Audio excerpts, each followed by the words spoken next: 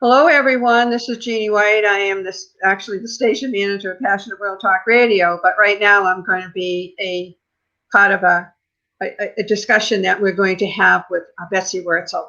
And what we're doing is we have been invited by Jane Moore quite a while ago to be involved in the World Rock Against Dementia. And this is for 21. And she's invited different radio stations to come on to talk about whether it be music or just talk about what we're going to talk about today.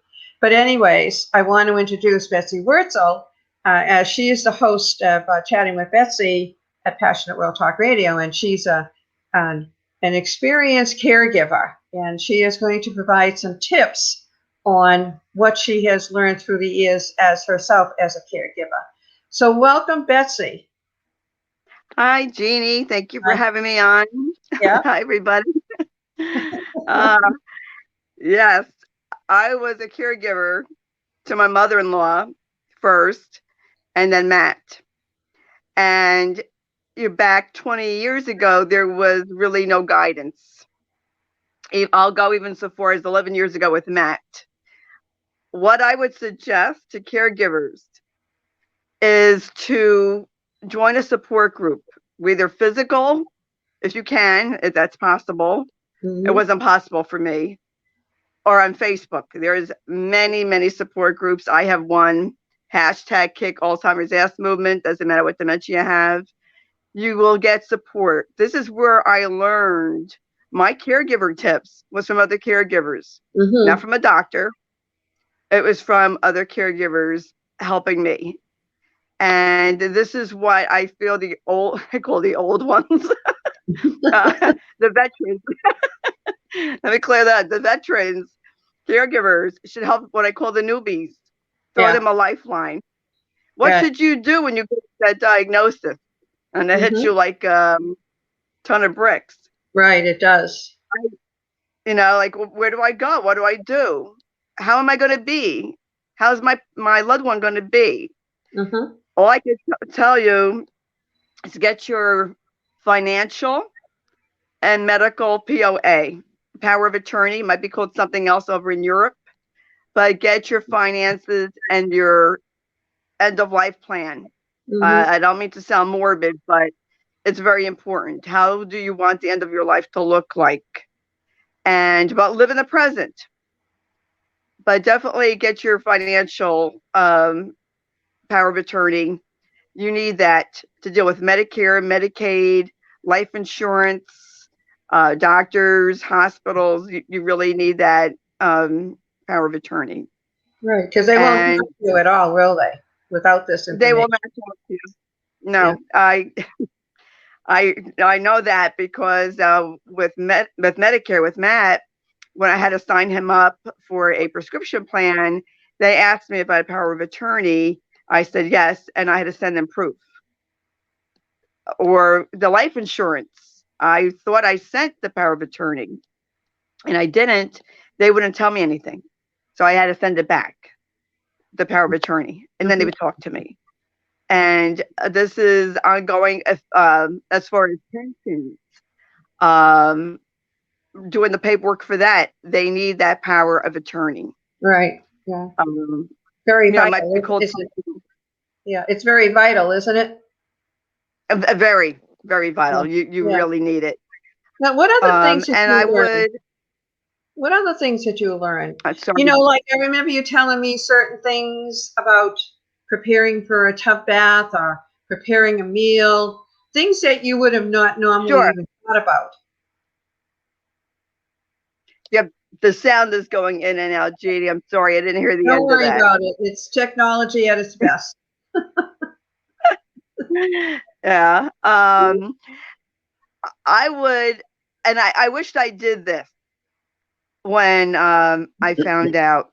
Instead of worrying how you're going to be, how you're going to handle it, what is your person going to be like? Enjoy the present and live for the now. Go out, have a good time, do what you could do while your loved one can still do it. And educate. I can't say this enough, Jeannie. I want to shout it on the megaphone. Okay. You need the caregiver. You must educate yourself about your loved one's diagnosis. Now, reading about it, living with it, I know it's two different things, but you need to read about it so you know what to expect. And you can be informed and educated. When your loved one gets a prescription, look that medication up. See what the side effects are. If you see any, call your doctor, but be informed. Be informed when you talk. Question a doctor. If you feel something's not right, it probably isn't. Go with your gut instinct. That's what I always did. And don't be afraid to question your doctor. Don't be afraid to get a second opinion. Right. I went for 3 of them myself with Matt. Excuse me. We went for 3 opinions. And back then, they really weren't too educated. Yeah, didn't they just discard you sometimes, though, when you were doing previously? Yes, Yeah. we were blown off. Matt's company doctor, who never saw a test result, suspected that Matt had dementia. She suspected it. And the doctors down here who saw Matt's abnormal MRI, EEG, would not say he had Alzheimer's because he's too young. So the doctors were not educated 11 years ago like they are now. Right. And they weren't paying attention to the caregiver. Excuse me. The neurologist I go to and that Matt went to, his wife is a psychiatrist for people who have dementia. And now they're starting to pay attention to the caregiver and spending time with the caregiver, going over what to expect and, support, which was not like that 11 years ago. So slow changes are happening, but the caregiver has to take it upon themselves to educate themselves. I mean, I had to, and the information highway wasn't like it is now. Of course, I didn't have a computer or smartphone back then either. True. But yeah. Excuse me, but there's a lot of information out there. You really have to sift through. There's a lot of vultures. I call them vultures who want to promise you a cure. And, we're grasping for straws. We want to try whatever we think will work. But you have to really, educate yourself to know what is a scam. And there's plenty out there who will say, oh, there's a cure, or it can be reversed. I would definitely join a support group. There's many seminars now on the internet, Jeannie, Teepa Snow, Dementia Spotlight Foundation. There are so many people now doing webinars because of the COVID that they weren't doing. So there's a lot of webinars out there and they're free. So take advantage. Yeah. Can you talk a little bit about clinical? Can you talk a little bit about clinical trials? Clinical trials, yes. Actually, I just read in the paper. It's funny you mentioned that. I just read in my local paper. This is in New Jersey now because I live in New Jersey. They want people to try a new medication to see if it will work with early to moderate. There is a research place. I forgot the name of it exactly. I think it's the Memory Institute in Princeton, New Jersey. I'm sure they might be around the country. I don't know, outside of the U.S. that are looking for people. There are clinical trials, but you have to fit their criteria. My late brother, went for one, but he didn't fit the criteria till after he died. And then he called my mom and said he could come, but he was gone by then. So yes, if your loved one's interested, clinical trials, they are out there. Ask your doctor or go online. Do you find that there's more clinical trials now than there were previously? I think so. Yes, more aware. But someone that's been in a clinical trial and it's doing very well for him. We're not mentioning his name, but we're just mentioning that we know someone that is presently in a clinical trial, right? Yes, and it's funny that you mentioned that because there was an article about that person in the paper yesterday, in my Was it paper. really about the clinical trial? Really? Yes. I can't pronounce the name of the medication, but they really wanted to pass through the FDA to help. It helped this person. And, there's more, I think, available now, more trials. Matt didn't want to go for one. Mm-hmm. And at that time, there really wasn't that many. And it was down in Princeton. It was an hour away, and I just couldn't take him with transportation and working, but he didn't want to. You didn't want to go. But sure, he didn't want to go, and I couldn't, force Mm-hmm. him. Mm-hmm. But yeah, I would ask your neurologist about clinical trials. If you live in an area, I live in New Jersey, and I'm pretty close to a medical school. Even call them up and say, do you know of any clinical trials? Do you know where I could go? Mm-hmm. That Memory Institute in New Jersey is always advertising. Mm-hmm. We're looking for people for clinical trials. That wasn't the case 11 years ago. No, unfortunately, So, but now your doctors would know too, wouldn't they? Your primary care? one would hope. Yes, we would that, hope that they would have that kind of information, but still it's good to even address it with the doctor and say, once because I don't know what happens in the very beginning, of when you've gotten that diagnosis, and it's got to be breath, it's you're almost like your breath stops, right? And yeah, then you yeah, say, what is, at some point, you maybe don't get all the information he's telling you, So it must be right. very difficult in that first moment. And then, deciding and how it's going to work, because there are some dementias that are very slow and moving, correct? Correct. It depends on the patient, doesn't it, really? Yeah. Yes, Mm-hmm. it depends on the patient.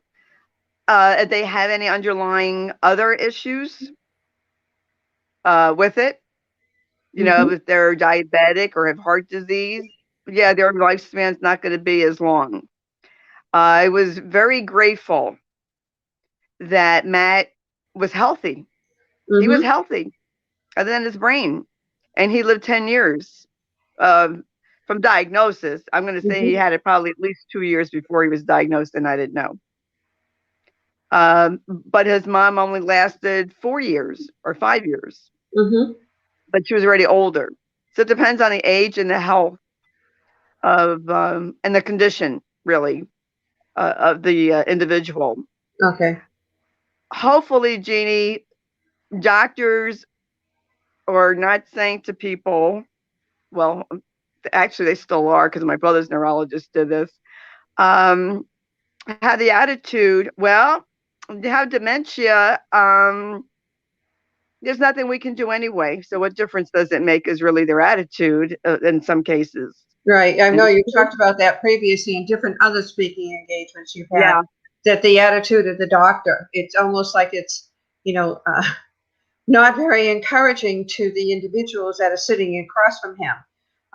yeah, But I'm certainly sure there may be, something that would help the, if not so much the patient, but the caregiver, because the caregiver has this burden on their shoulders. yes. And I highly suggest if your doctor shows that attitude, change doctors immediately. You don't have to put up with that. Mm-hmm. Find a doctor who understands, who is knowledgeable in dementia. Don't be afraid to question a doctor's knowledge. Because you did, right? Yeah, well, my mother wouldn't hand me the phone. God, I would have. I know you should say something. That's really unbelievable. But it is true. We may laugh at it right now, but it is true that we must, just because the doctor has a white coat on doesn't mean he's God. All right. And that, there may be another doctor out there that may have some information. You have no idea, but they don't give you any hope sometimes, correct? Yeah, that's correct. I mean, Matt's primary, and I love this doctor. And he had a great bedside manner. And he said, well, there's nothing I can do for Matt. And it frustrates me as a doctor, that I can't help him. And I would say to him, because now they do like the pre-screening as far as drawing a clock. And I said to him, well, too bad you didn't have this when Matt was showing signs. And his attitude was, well, Betsy, it would have made a difference anyway. And I was like, well, maybe not, but you could have at least believed us and listened to us. That's right. Find a doctor who listens. Because when we've talked, we've had shows with other caregivers on, and that seems to be one of the cries for mostly caregivers is a lack of encouragement or hope from a physician. Right. I mean, we don't know that we don't know what the end result is, but it's how do we make it as comfortable as possible going through that process? Isn't that the most important? Exactly. I would think, like, I knew, and Matt knew he was going to die from this. He knew because of his mom. And, you just try to get through each day. And Jeannie, I know this could be a whole nother show, but I'm going to tell caregivers, self-care is not an option. You need to do it. It's literally a matter of life and death. That's how serious I am. The mortality rate with caregivers is up very high. And if you don't take care of yourself, you're not going to be any good to your family member. And guess what? You're going to end up getting sick. And then who's going to take care of your loved one? That's right. Yeah. And I'll even be bold to say, Jeannie, it's okay for the caregiver to think about life after caregiving. It's something you should think about. And you need to keep yourself healthy so that you can enjoy life after caregiving. You have that right.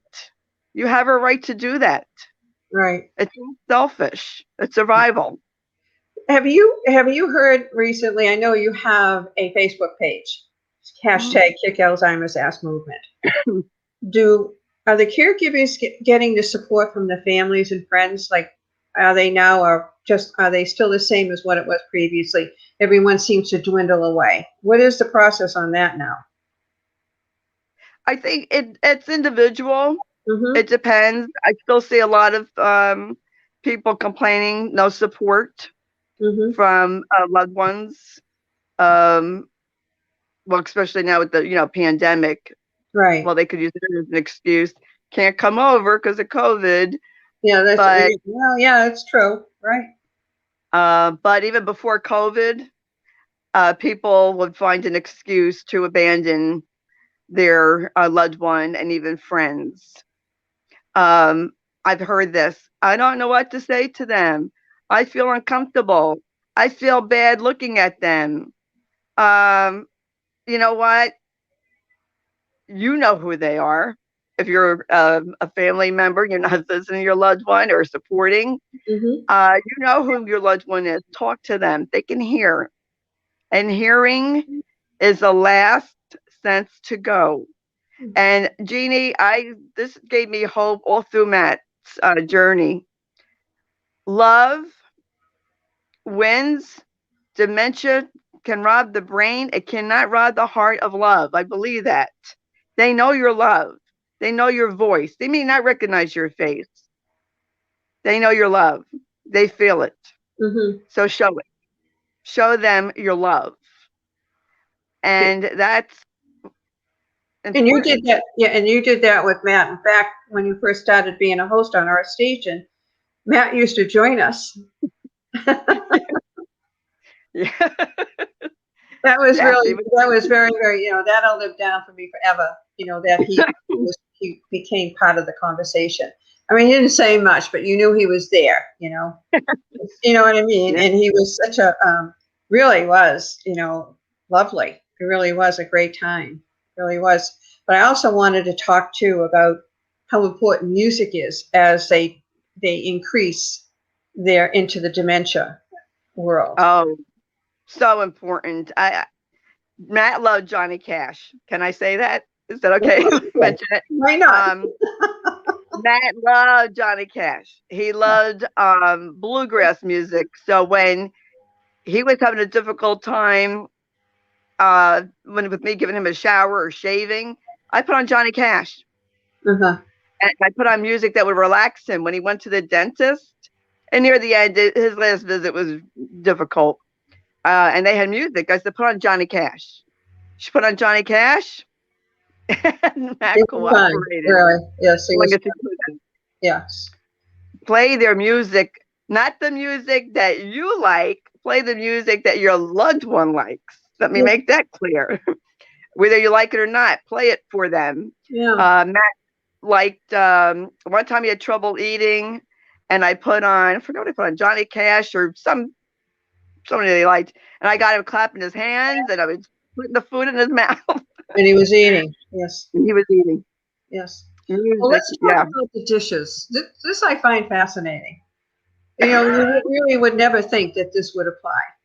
But what did you come up with the dish situation for when you put the food on their dishes?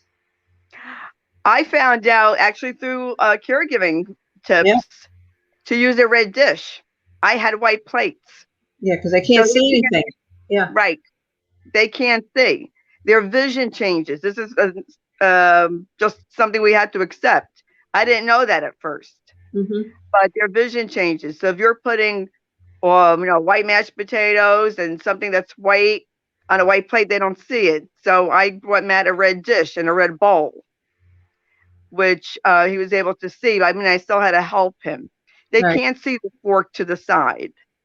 And you have to help feed them sometimes. Mm-hmm. But using red, bright colors, even in taking a shower, Jeannie, because our bathtub is white, Matt had trouble getting in, and then someone suggested, Betsy, get a bright colored bath mat, which I did. And then he was able to see it. So this is where we learn. We learn from each other. Right.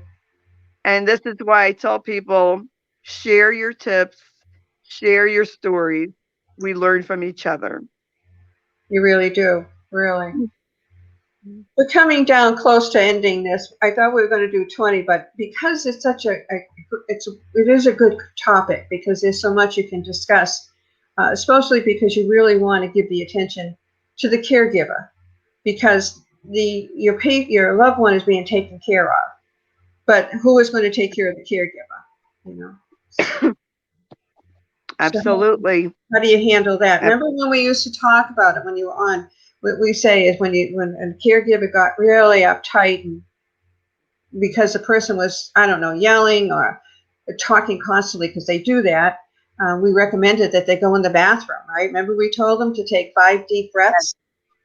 And so by the time the fifth, you took that deep breath, the fifth one, you were able to come out and be able to have a little clearer situation and how to handle it. So it's these little things that we want to try to provide to the caregiver. It doesn't take a lot of major things. It's just small little things to help you.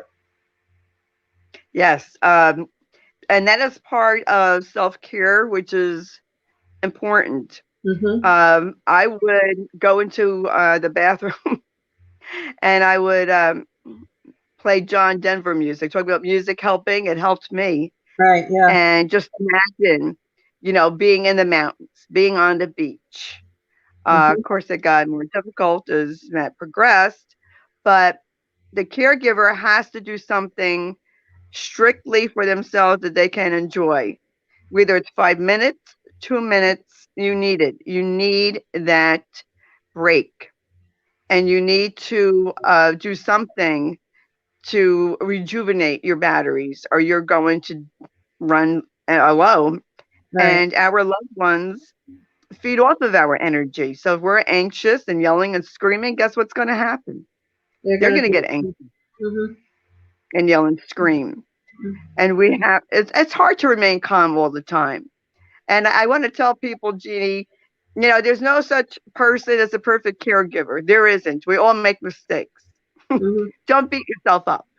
Um, I always say, if you think you're perfect, call us.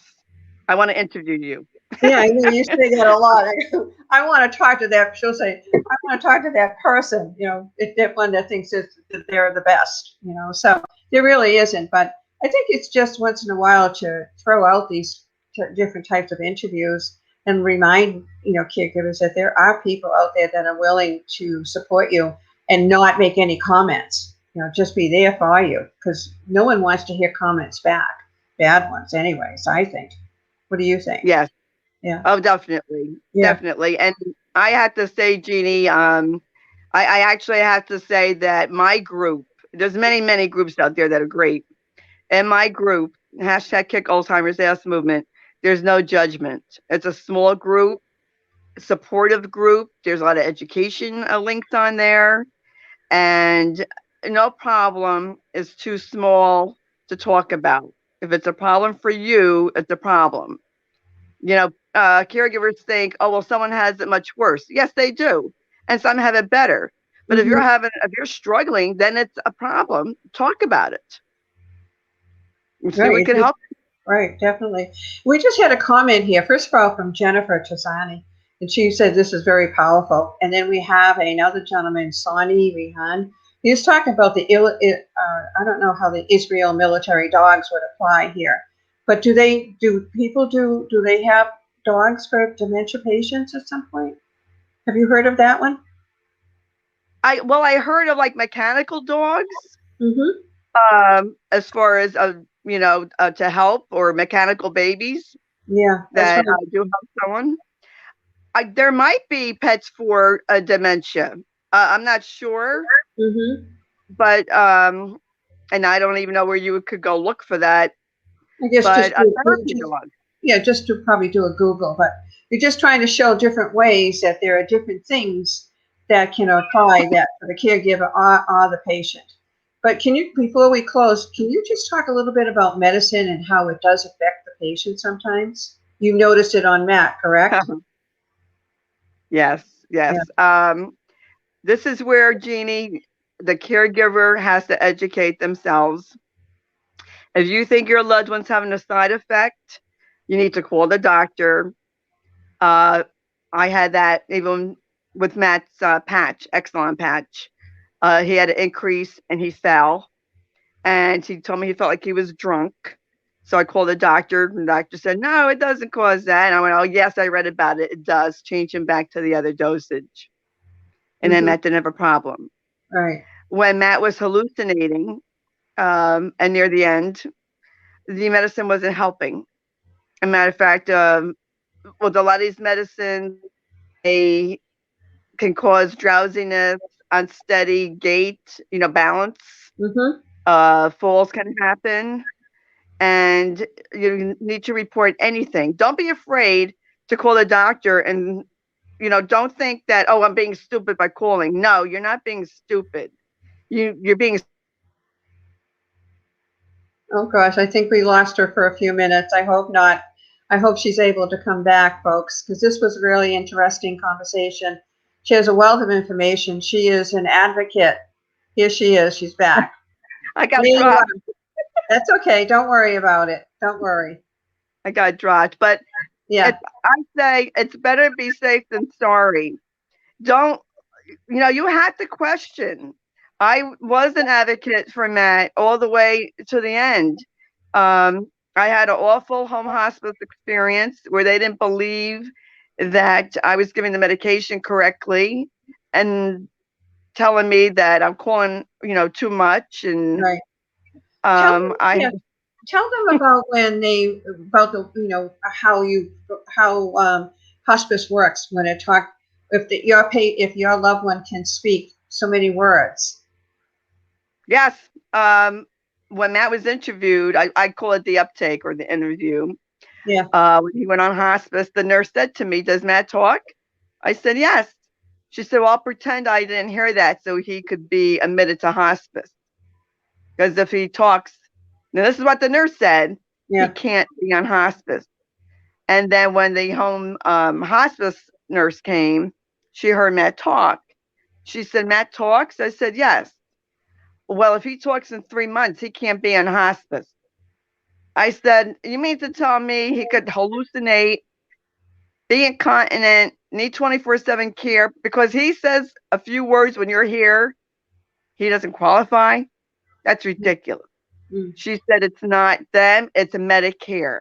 Medicare has different criteria for a dementia client versus someone with cancer.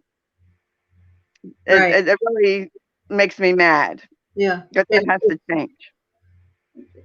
I probably think at some point, don't you think that because of you and all the other caregivers, at some point they're going to have to revise that kind of stipulation? I think they're going to have to revise it, Jeannie, because baby boomers are going to be slammed with this. Mm-hmm. And what are they going to do? They can't reject everybody because they say a few words. I asked the hospice doctor about that. What did he say? And he said that it goes by, criteria, but there's a way they could finagle that. A lot of, weight loss. Matt had extreme weight loss. And, he needed to be, well, I thought hospice was going to give me comfort or Matt comfort. But in my situation, unfortunately, that wasn't the case. Not all hospices are the same. I would highly recommend, from my own experience, hire someone to navigate that process for you if you can. I wish I did. Would have helped you out more immensely, and not something because it was a very stressful time for you also, because it was this was all happening now with Matt around the holidays. Yeah. Yes. Yeah. Yes. He was put on hospice the day after Thanksgiving, 2019. Mm-hmm. And he was home for 3 weeks, and then he went up to the hospital unit, a hospice hospice unit. Gotta get that straight. Yes, yes. But it was a fight, Jeannie. I had to advocate for Matt. I had to fight. They thought they were dealing with a meek, quiet housewife, and they soon found out I have a big mouth. Well, I'm a mama bear. yeah, I realize. Yeah, you have to though. There are points of time when you have to speak up for your loved one because they speak for themselves. So who's going to speak for them? The caregiver is going to speak for them, right? That's what you did. You defended to make sure that he was taken care of even to the bitter end. Yes. And, Jeannie, we've talked about this. If nobody speaks up, nothing is going to change. That's right. We have to speak up. And caregivers speak up. I told that social worker, did I have to put her in her place? But I told her, I said, caregivers to speak up. We're not taking this crap anymore of not being listened to. Right. I told her, we know our loved ones better than any doctor. If we say there's something wrong, there's something wrong. I complained that medicine wasn't working and they were giving more of the same. And I said, this is insanity. And I'm telling you, it's not working. I even told the home hospice nurse Matt was at the end of life. She said, no, he's not. He's walking, he's talking, he's eating. And I said, I'm telling you, he's at the end of life. Think outside the box and educate yourself. Right. 2 weeks later, he was gone. We know.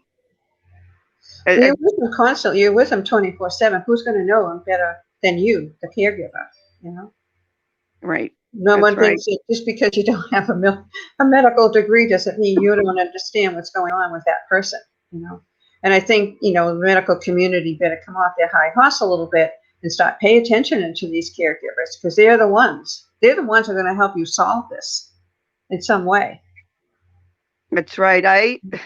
I think I caused a tsunami in that hospital because people would come into my room and wanted to see who I was. Yeah. They wanted to know who the big mouth was. They saw this 5-foot person. Yeah. Right. Even the hospice chaplain would try to argue with me. I was like so blown away because I said I felt that Matt suffered more than he should have. And she said, well, he's not suffering now. I said, well, that's because he just got shut up with morphine. That's not your job as a hospice chaplain to argue with somebody, whether they're suffering or not. That's how that person feels. I would have liked to have seen more understanding, more compassion.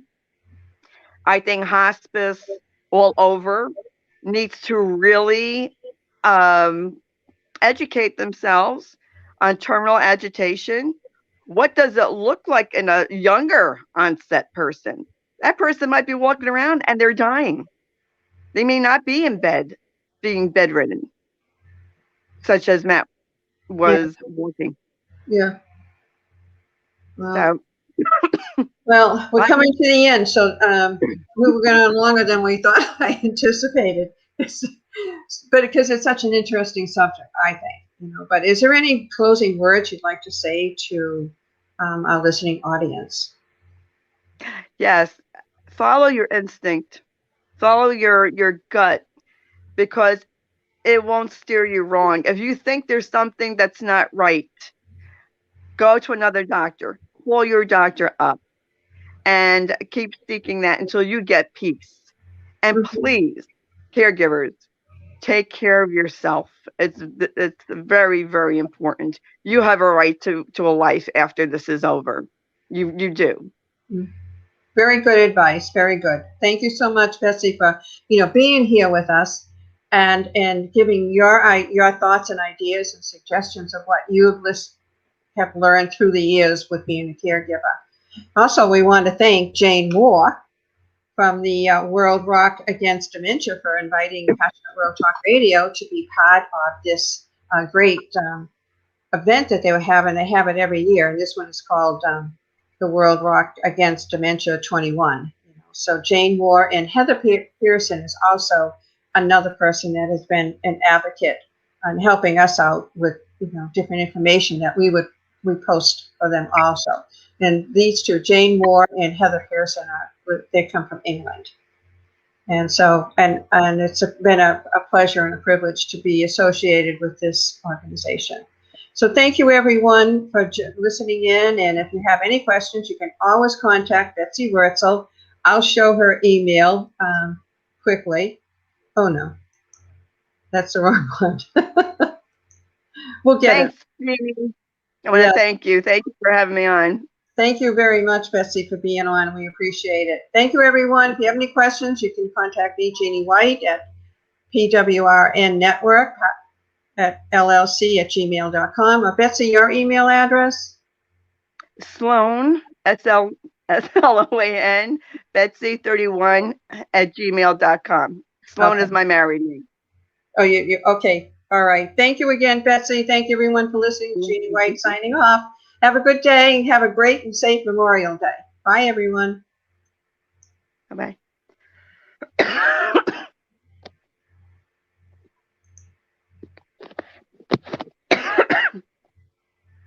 How was that, Jeannie? Wait a second. It hasn't shut off yet. I don't know why it's not shutting off. Great.